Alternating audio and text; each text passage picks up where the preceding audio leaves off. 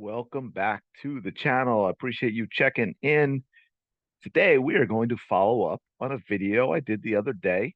For those of you who saw it, I did a video about Caitlin Clark's turnovers, and I talked about the all-time turnover leaders, the top two in the WNBA being Diana Taurasi and Sue Bird, and then how almost all the top 25 were either a few active players or players that were in the Hall of Fame.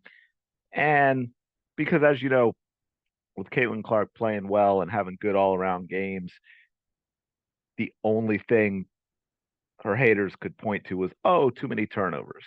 And of course, on that video, I got the comments, well, of course they have a lot. They played a long time and what, blah, blah, blah.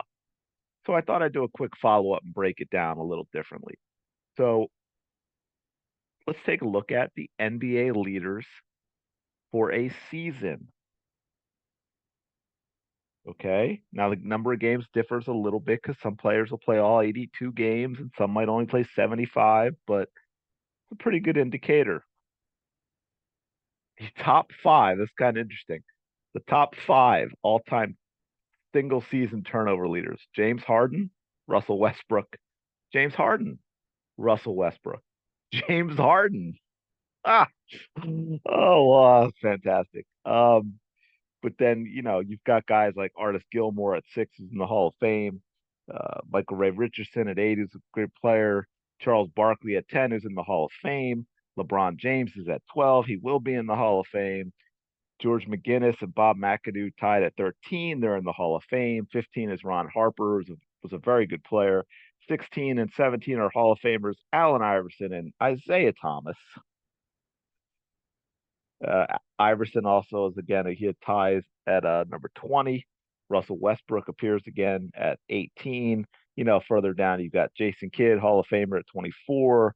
Moses Malone, Isaiah Thomas, and Ralph Sampson all tied at 26, all in the Hall of Fame. Karl Malone at 30 in the Hall of Fame, and so on and so forth. So, and then I thought, you know what? We'll even look at the per game turnover number. So let's check that out. Number one, and this is based on 400 game minimum. So number one is Trae Young, who's averaging 25 and a half points a game. Number two is Luka Doncic. How about that? Almost 29 points, 9 rebounds, 8 assists per game. Number two all time in turnovers per game. Followed by Russell Westbrook, Magic Johnson, Isaiah Thomas, John Wall, James Harden, Allen Iverson, Steve Francis, LeBron James, Joel Embiid, Reggie Theus, Michael Ray Richardson, DeMarcus Cousins, Ray Williams, Bernard King, Kevin Durant. Any of those names sound familiar if you're following the NBA? Okay, look, great players turn the ball over a lot. And no, that's not an excuse. No, it's not. I'm saying I'm okay with the turnovers because I was getting that kind of stuff too. It means it is part of the game. And great players who have the ball a lot, who are trying to make things happen for their team, and you need them to do so, turn the ball over more. That's just the way it is. So anyway, I just wanted, for those who are interested and curious, or want a response to, because I'm sure you see a lot of people, especially if you're on some place like Twitter or X, you see a lot of people who will, when you say, "Oh, Caitlin Clark scored this, or she had this many rebounds and assists," they'll point, "Oh, but the turnovers." Gives you a little something to you.